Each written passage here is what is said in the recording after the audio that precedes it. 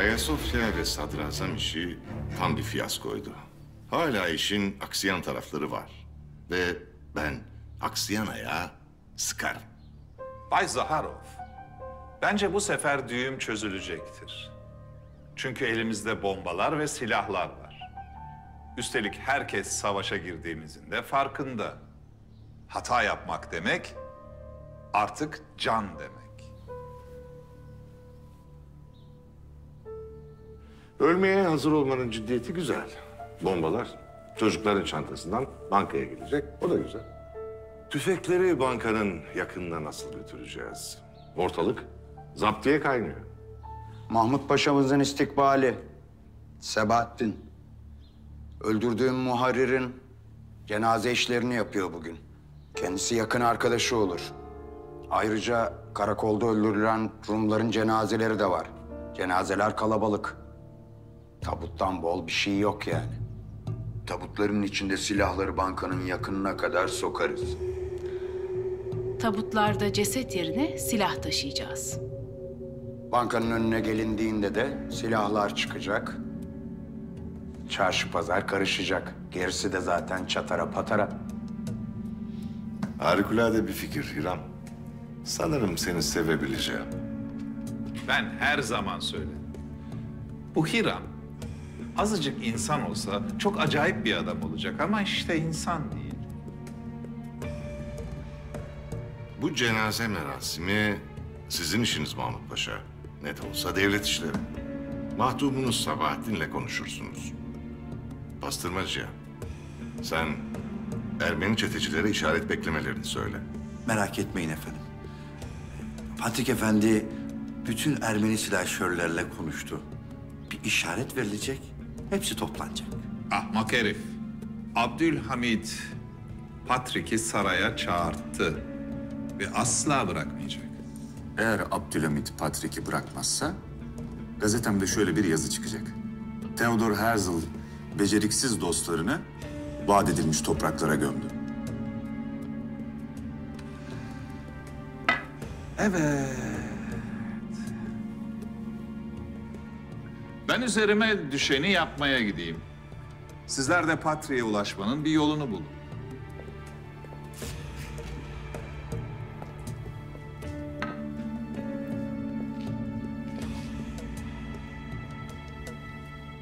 Tehditleri kaldıracak yaşı çoktan geçtik. Dikkat ediniz de bir cenaze töreni de sizin için düzenlemeyelim Bay Hers.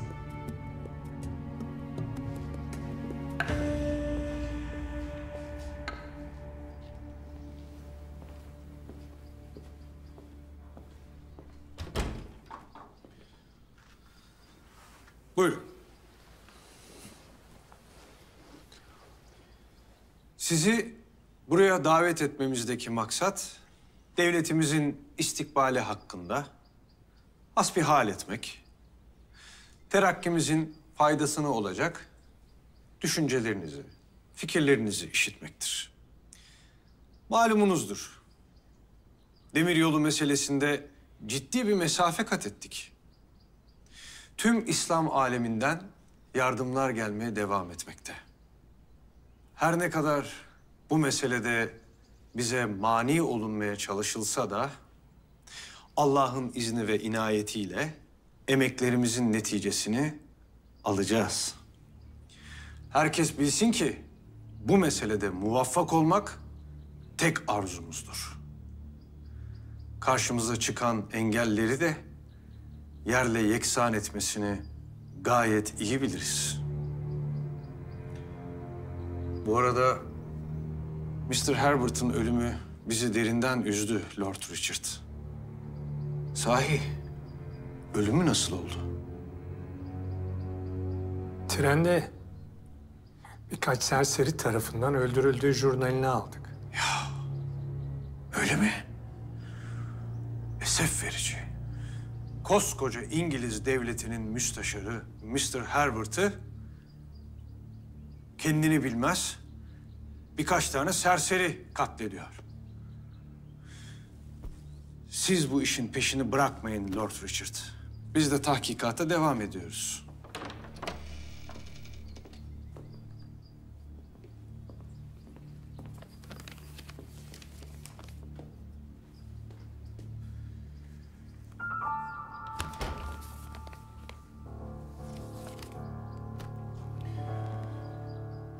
Kusurumuzu mazur görün efendiler. Sizi buraya kadar yorduk. Lakin pek mühim bir mesele sebebiyle hünkârımız bizi çağırıyor. Gitmem icap eder.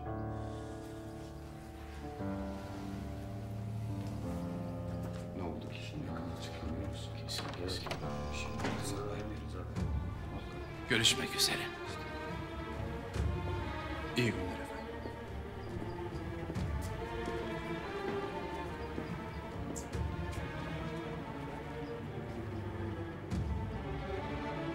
İzzet ve Tahsin Paşaların dahil olduğu bir heyetle Gazi Osman Paşa'nın sorgulanması hünkârımızın emri ve iradesidir.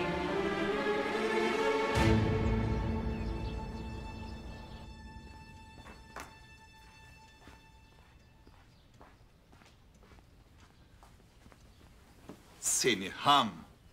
İyi haberler var mı? Gazi Osman Paşa ile dünür olabildik mi? Maalesef olamıyoruz Mahmut. Niye, ne oldu? Hatice'm Bidar'dan çekinmiş. Hem Kemalettin'in ona yazdığı mektubu gidip Naime'ye vermiş. Anlayacağım bu iş çoktan bitti Mahmut. Ne münasebet. Hiçbir şey bitmedi Seniyam. Bitmez.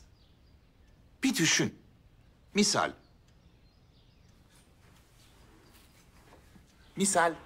ikimizi düşün Seniha. Sen ve ben. Oho! Ne badireler atlattık. Sevdamız akamete uğradı mı? Uğramadı. Aşkımızda, muhabbetimizde bir azalma oldu mu? Olmadı. Tam tersine daha da güçlendik Seniham. Güzel söylersin, hoş söylersin de... Bidar Naimi'yi Kemalettin'le evlendirmeye kararlı. Onu ne yapacağız Mahmut? Bu vakitten sonra önünde dağ olsa durmaz. Vallahi ben olsam birazdan vereceğim havadisi can kulağıyla dinlerdim. Anlatacaklarımı Bidar Kadın Efendi duysa değil kızını Kemalettin Paşa ile evlendirmek ondan fersah fersah öteye kaçırır. Hayırdır Mahmut? Neymiş o anlatacakları? Gazi Osman Paşa İngiliz keferesiyle iş tutmaktaymış. Ne? Sultan Murad'ı tahta çıkarmanın hesapları içindeymiş. Üstelik Abdülhamit Han'ın da bundan haberi varmış. Bütün bu havadisleri Bidar Kadın Efendi de duyarsa bu izdivaca zinhar izin vermez. Mahmut, ne demek İngilizlerle iş tutarmış? Koskoca Osman Paşa nasıl olur böyle bir şey? Sen emin misin bundan? Bak eğer öyleyse o zaman Hatice kızımızın da başını yakarız. Ama kimsenin başı kafası falan yanmaz. En fazla Kemalettin Paşa'nın rütbelerini sökerler. Hatice kız Kemalettin'le gene mutlu mesut izdivacına devam eder. Üstelik Seniham, Abdülhamit Gazi Osman Paşa'nın suçunun cezasını mahduma kesmez. Diyelim ki Gazi Osman Paşa tertibinde muvaffak oldu. Hatice kız Kemalettin Paşa ile mutlu mesut izdivacına devam eder. Üstelik istediği zaman istediği kadar da babası Sultan Murad'ı görür. Hem de Osmanlı tahtında.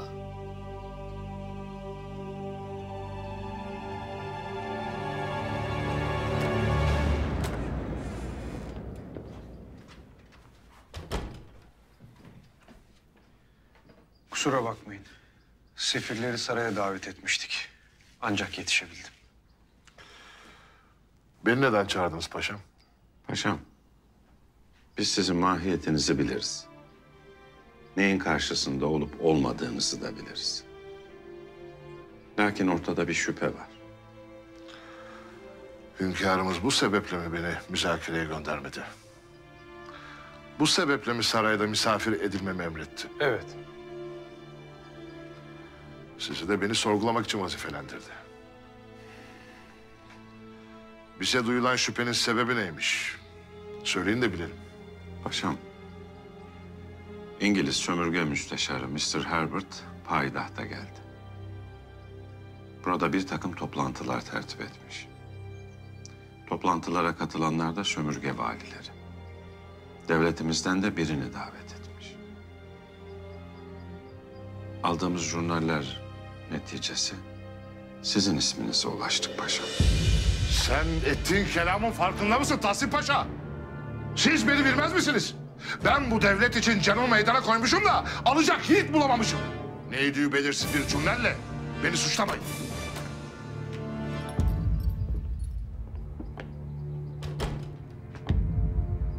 Biliriz paşa. Biz sizi biliriz. Lakin siz bizi unuttunuz mu?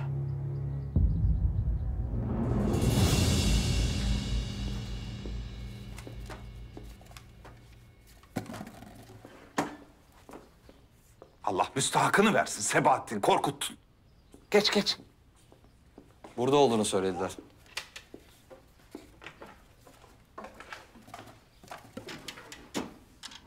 Pederim. Ne arıyorsun böyle hararetli hararetli? Harita. Ha.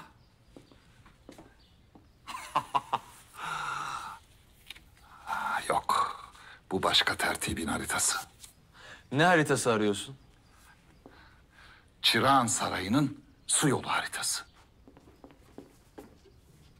Ne yapacaksın o haritayı?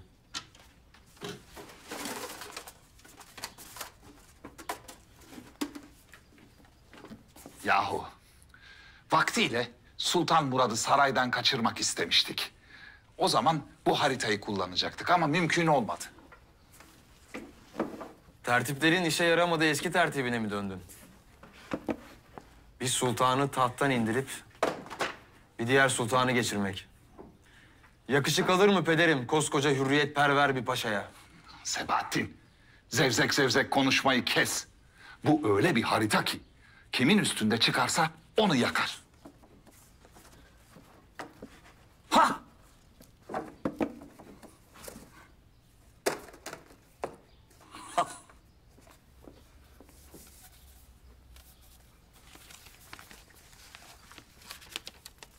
Yine kimin kellesine göz diktin Mahmut Paşa'm? Bu kez lokma büyük. Devletin medarı iftarı Gazi Osman Paşa. Abdülhamit Gazi Osman Paşa'yı kolay kolay ziyan etmez. Lakin tertip büyük. Gazi Osman Paşa ziyan olacak. Sebahattin, duydum ki sen de bu sıralar ölülerle iştigal etmekteymişsin. Doğru mu? Evet. Samir'in cenazesini tertip ediyoruz. Şimdi ona Samir'in cenazesi yerine Osmanlı'nın cenazesi desek daha doğru olur. Zira Muharrir Samir'in cenazesiyle merhum Rumların cenazesini birlikte yapmaya karar verdik. Zaten tabutlardan da ölüler yerine silahlar çıkacak. Cenazeler de mezarlık yerine Osmanlı Bankası'na gidecek. Pederim. Ne güzel olur. Şu Samir'in kız kardeşi Melike. Zavallı kız. Üzülüyorum ona. Hele mezarlıkta karşımıza çıkıp öyle bir yazı okudu ki. Görsen gözlerin dolardı. Ne yazısı be? Abisi Samir'in son sözleriymiş. Ölmeden evvel Melike'ye yazdırmış. Nedamet getirmiş Abdülhamit'ten. Lakin esaslı yazmış. Vallahi pederim, ben bile etkilendim. Lan dangalak. O yazı ortaya çıkarsa nümayiş akamete uğrayabilir. Hemen o kızın elinden o yazıyı almamız lazım. Sen kızın adresini öğren. Kızın nerede olduğunu biliyorum. Şehzademiz sağ olsun. Âlâ. Âlâ. Ben de Hiram'a söyleyeyim, bu işi halletsin. Âlâ.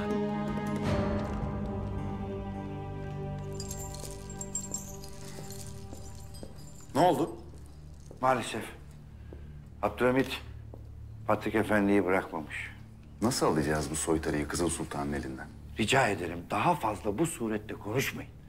Bahsettiğiniz kişi din adamı. Soytarı değil. Abdülhamit'in eline rehin düştüyse Patriğin ne dini kalır ne de adamlığı. Patrik Efendi Ermeni kardeşlerimizle nasıl bir bağ kurdu? Nasıl çağıracak onları? Onu bulursak bu iş çözülür.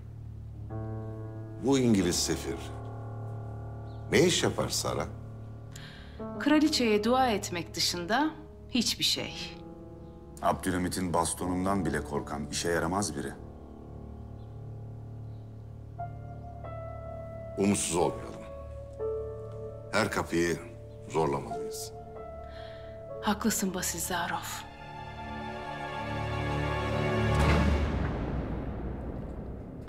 Osman Paşa geldi efendim.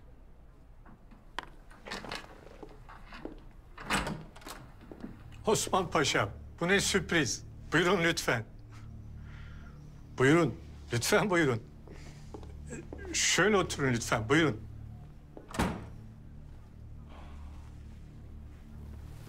Size ne ikram edebilirim?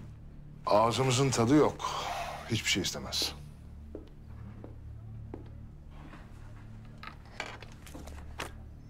Hayırdır paşam?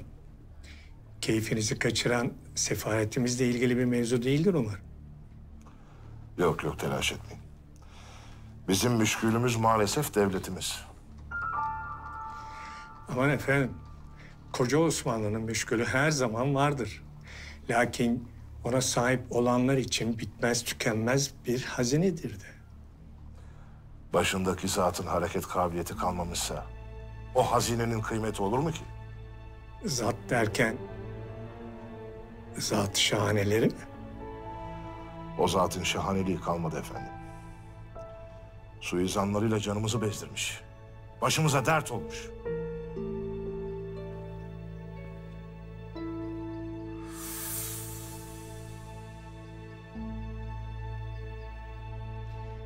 Abdülhamit çok büyük bir imparatordur. Rica ederim. Hakkını vermek lazım. Kendi paşalarından şüphe eden, onlara güvenmeyen bir hükümdarın hükmü kalır mı ki? Beni bile suçladı sonunda.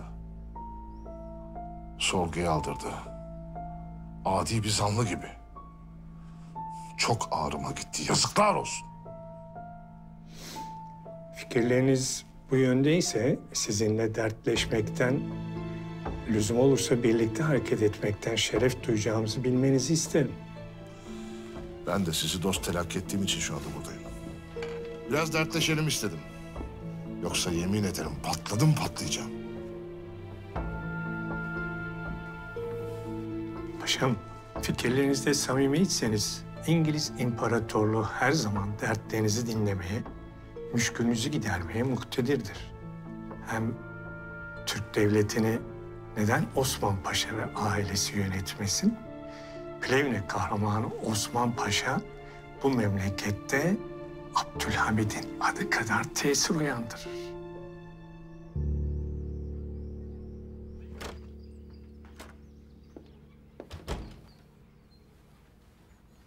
Hoş geldin halacığım. Kızlarım hoş bulduk. Nasılsınız bakayım? İyi sağ olun siz. Ben de iyiydim iyi olmasına da. İşittiğim bazı havadisler biraz keyfimi kaçırdı. Hayırdır ne oldu? Duyduklarım babanızla alakalı. Ne olmuş babama hala? Kötü haberler mi aldın? Yok kızım öyle bir havadis değil bu. Duyduğum kadarıyla Osman Paşa babanızı kaçırıp Abdülhamid'e darbe yapma arzusundaymış. Eğer bu tertibi başarılı olursa Kemalettin Paşa bir paşadan daha fazlası olur. Tadınızı kaçırmak istemezdim. Lakin ne yapayım söylemem lüzumluydu.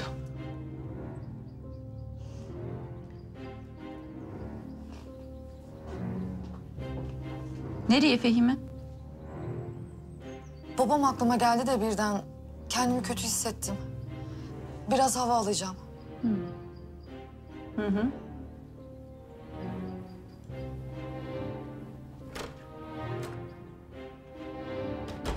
Halacığım ne yaptın sen? Şimdi işittiği her şeye gidip Bidar Sultan'a anlatacak. Ben de onu istiyorum ya zaten kızım. Anlatsın da benim güzel Hatice'm muradına ersin.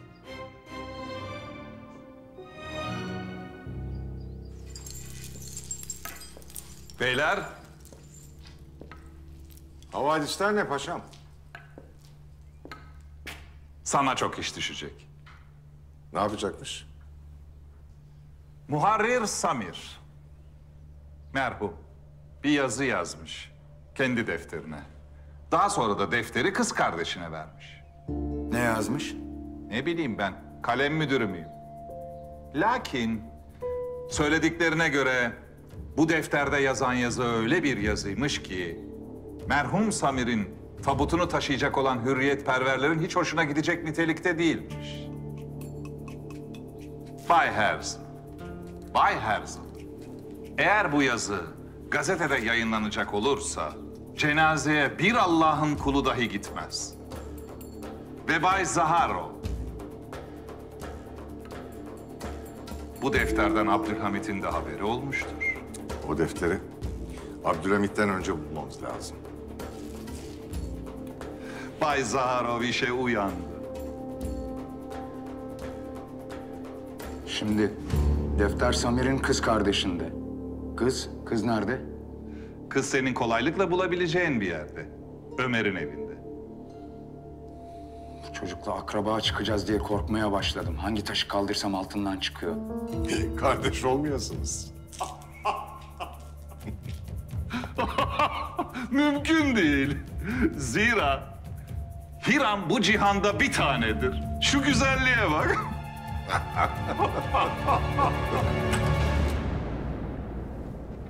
Buraya gelirken paşayı gördüm Richard. Osman Paşa artık bizimle çalışmak istiyor. Saçmalamayın lütfen. Abdülhamit'in bir oyunudur. Sarayda kendi gözlerimle gördüm mazbatayı. Tahsin ve İzzet Paşa Osman Paşa'yı sorgulamak üzere çağrılmıştı. Osman Paşa sarayda sorguya alınıyor. Öyle mi? Harikulade bir havadis. Fakat şimdi ivedilikle halletmemiz gereken bir şey var. Hemen saraya gitmelisin. Neden? Abdülhamit Ermeni patriği İzmirliyan'ı sarayda tutuyormuş. Patrik, tertibimiz içinde baskın vazifesini yapacak, Ermenilerin kim olduğunu, nasıl harekete geçeceğini bilen tek kişi. Bunu mutlaka öğrenmeliyiz. Yardımına ihtiyacımız var Richard.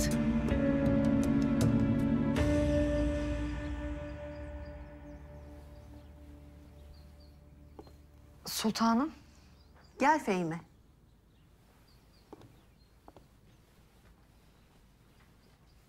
Yine hakikatten uzak malumatlar mı getirdin? Bağışlayın sultanım. Lakin ne demek istediğinizi anlamadım. Şehzadem hakkında söylediklerinden bahsediyorum Fehime. Sultanım, ben ne işittiysem onları anlattım size. Öyledir elbette. Peki ne vardı? Halamdan mühim havadisler işittim. Anlat bakalım. Osman Paşa'nın babamı çırağından kaçırma tertibi varmış. Ben babamın asla saltanatta gözü olmadığına şahitlik ederim.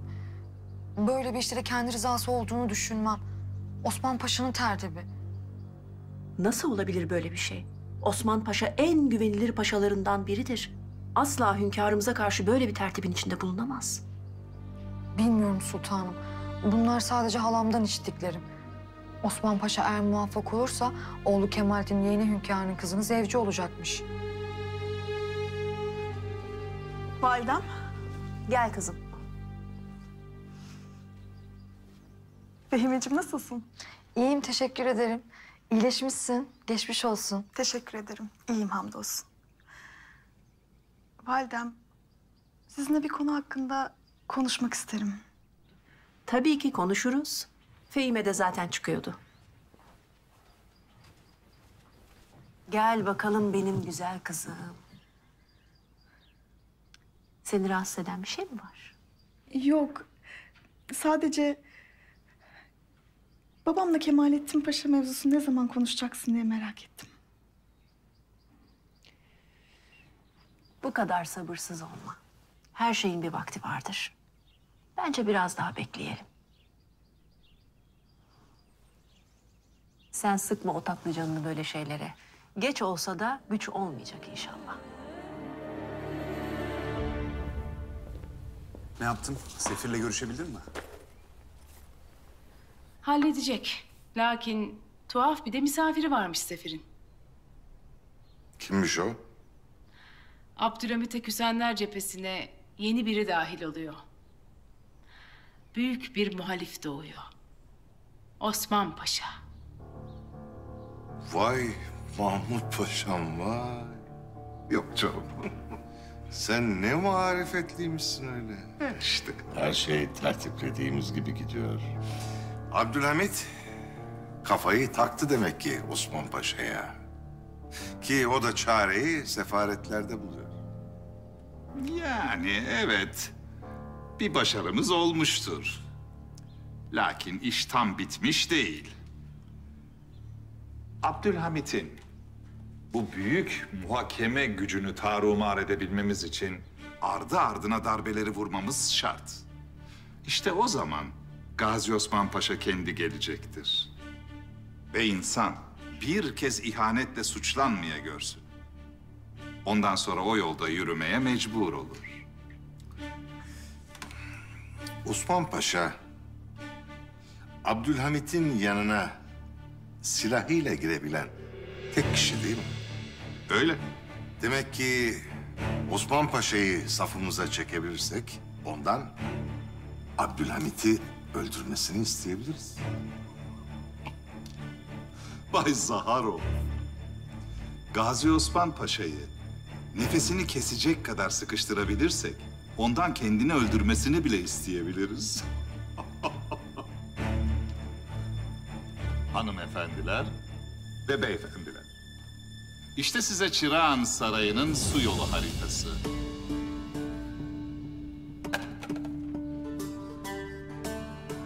Hadi artık harekete geçelim.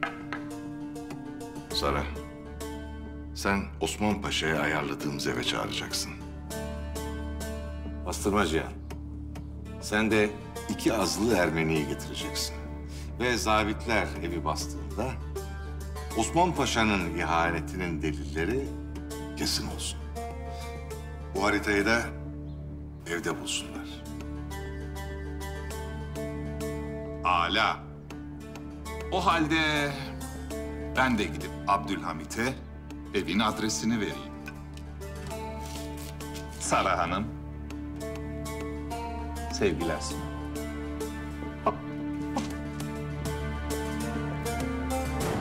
Acaba nereye saldıracaklar? Acaba nereye? Hünkâr. Sefaretler, mektepler, borsa, banka. Hünkâr. Acaba neresi? Osman Paşa, ille de Osman Paşa. Hünkârım, İngiliz sefir geldiler. Kim geldi dediniz? İngiliz sefir.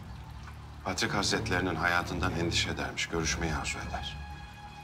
Payitahtta askeri tedbirleri aldınız mı? Alındı hünkâr, merak buyurmayınız. Şüpheliler her yerde aranıyor. Menfi bir haber ulaşmadı henüz saraya. Âlâ, âlâ. Hünkâr, İngiliz seferi Patrik'le görüştürelim mi? Uygundur. Paşa, Buyurun hünkâr. bu evrakı tercüme ettir.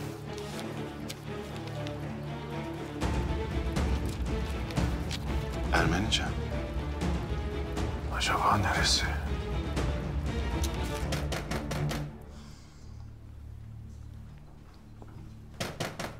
Ömer'dir herhalde.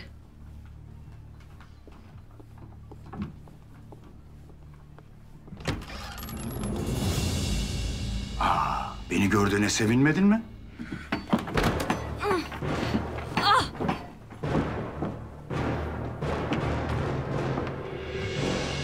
Sende bir defter varmış. Ver onu ben gideyim. Gel al çok istiyorsan. Severim serçeleri. Yumuşak olur pençeleri. Uzatma. Ver şu defteri, kan dökmek zorunda bırakma beni.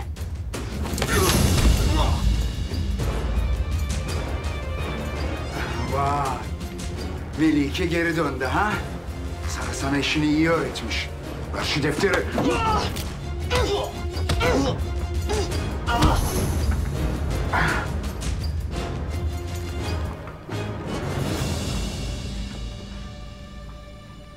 Ver defteri. Patlatırım kafasını yoksa. Ah sen.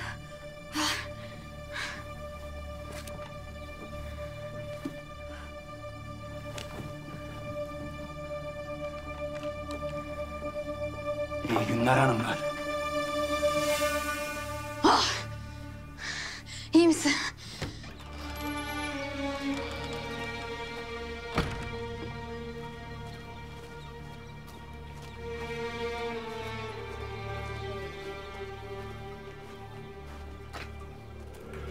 Lan bu Hiram.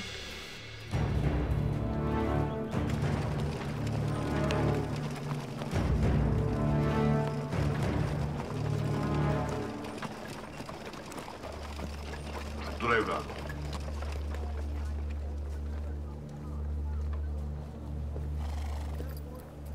Merhaba paşam. Konuşabilir miyiz? İçeri buyurun hanımefendi.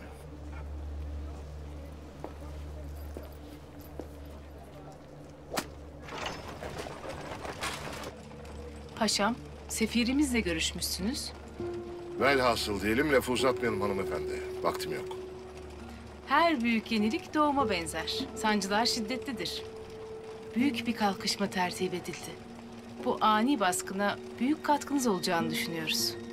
Tertibinizin çapını ve mahiyetini bilmeden size sağlayacağım en ufacık bir katkının bile sözünü veremem. Bu akşam buluşup etraflıca konuşmak istiyoruz.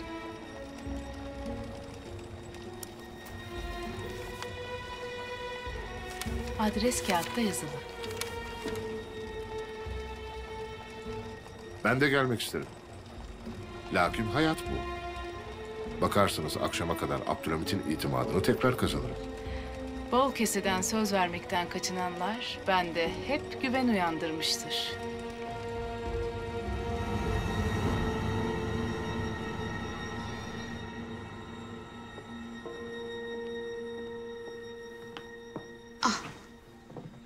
Teşekkür ederim.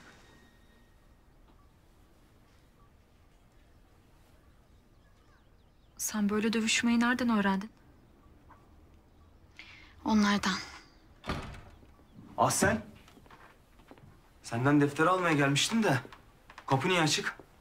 Hayırdır, ne oldu? Zeynep. Ne oldu? O herif geldi yine. Hangi herif? Hiram. Defteri aldı benden.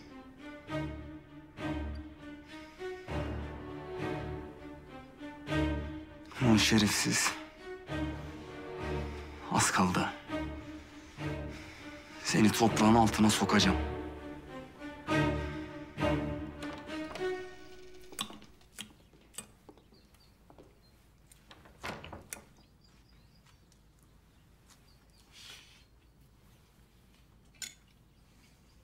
Hayatımdan mı iş ettiniz?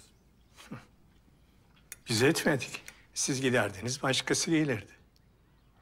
Lakin Ermeni cemaati tedirgin. Bazı şeyleri en iyi siz bilirmişsiniz. Yarınki baskın mı?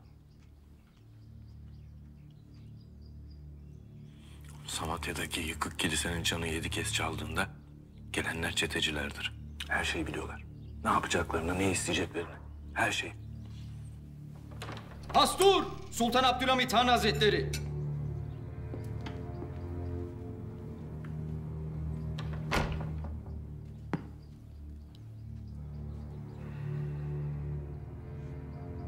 Ben müsaadenizi rica etsem. Kalsaydınız, Patrik Efendi'nin istifasına şahitlik ederdiniz. Asla istifa etmeyeceğim. Ben Ermeni cemaatinin seçimiyle geldim. Bu sarayda itirazın sonuçlarının ne olduğunu anlatsanız ya. Osmanlı ile tebaası Ermenilerin arasındaki mesele. Biz hükümet olarak karışmasak. Ben müsaadenizi rica edeyim. Siz karışmayın. Çıkabilirsiniz.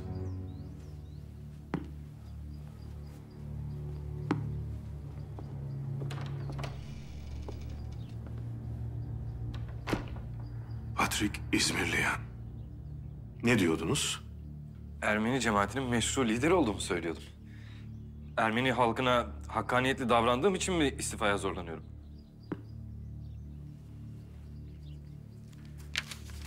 Diyarbakır Ergani'deyken Ermeni çetelere yazdığınız mektup. Faaliyetlerimiz için para vermeyen esnafı öldürebilirsiniz. Davamız için yardım etmeyen herkes ölümü hak eder. İmza Patrik İzmirliyan.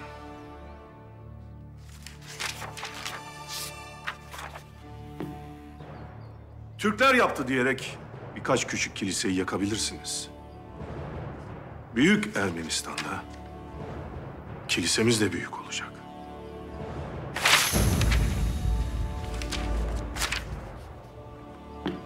Bir Ermeni aileyi çocuklarıyla birlikte öldürme emri vermişsiniz. Altında sizin imzanız. Siz bunları kimin adına yapıyorsunuz? Tahsin Paşa size istifa mektubunu imzalatacaktır. Ben onayladıktan sonra patriklik vazifeniz bitmiş olacak. Haritadan bir yer beğenin. Sürgüne gidiyorsunuz.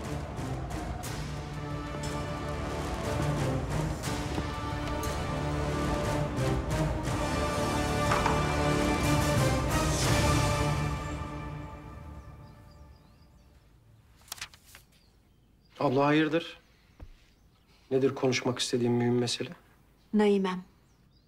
Ne olmuş Naime'ye? Naime Kemalettin Paşa ile izdivaç istiyor. Aralarında bir münasebet var Mehmet. Yok, olmaz abla. Aman vazgeçin hemen. Neden vazgeçelim? Abla olmaz işte. Bir bildiğim var ki olmaz diyorum. Daha fazla ısrar etme. Ben Osman Paşa ile alakalı bir iki havadis işittim. Doğru mudur? Ne işittin? Hünkârımıza karşı bir ihanet içinde olduğunu konuşuyorlar. Kuvvetli şüpheler var, evet. Henüz alenen ortaya çıkmış bir ihanet yok. Lakin Lakin ne Mehmet? Aksini ispat edecek bir vaziyette gözükmüyor. Siz bu izdivaç meselesini açmayın.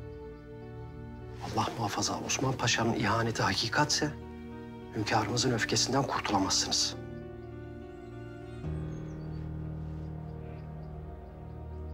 Sen sıkma canını. Ben o iti bulacağım elbet. Abimden kalan tek yadigardı. Onu da aldı gitti. Öyle deme ama. Abinle yaşadığınız hatıralarınız yok mu sanki? Var. Tamam işte. O hatıraların hepsi abinden yadigar sana. Elle tutamıyorsun diye yok sayma onları. Sen niye gelmiştin defter almaya? Hünkârımız istedi benden. Ama alamadan gitti işte. Geri almak vazifedir bana.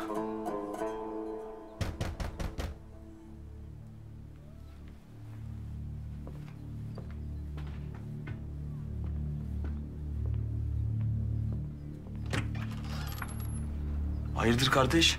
Hirem'i buradan çıkarken gördüm. Düştüm ardına. Merak etme, buldum yerini. Baskın tertibinin hazırlığını yapıyorlar. Vakitlice gitmek icap eder. Doğru dersin, gidelim hadi. Ömer. Dikkat et kendine. Sana bir zarar gelmesin. Sen merak etme. Allah'a emanet ol.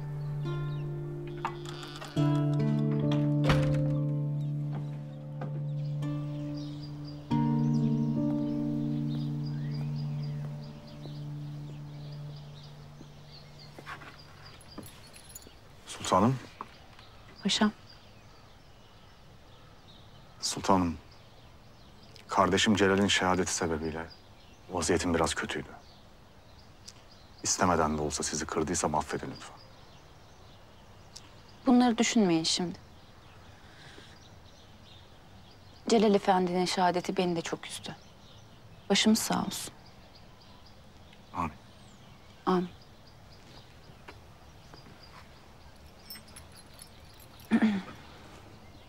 Paşam, ben size bir sual etme arzusundayım. Elbette sultanım, buyurun. Beni canı gönülden seviyor musunuz?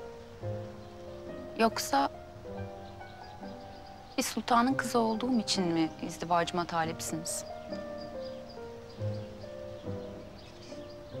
Eğer ki müsaadeniz olursa buna ben de bir sualle cevap vermek isterim. Peki ya siz? Siz beni samimiyetinizle mi seviyorsunuz? Yoksa Gazi Osman Paşa'nın oğluyla evlenince babanız Murat Efendi'yi daha rahat görme umudunuz yüzünden mi bana karşı hislerinizi açık ettiniz?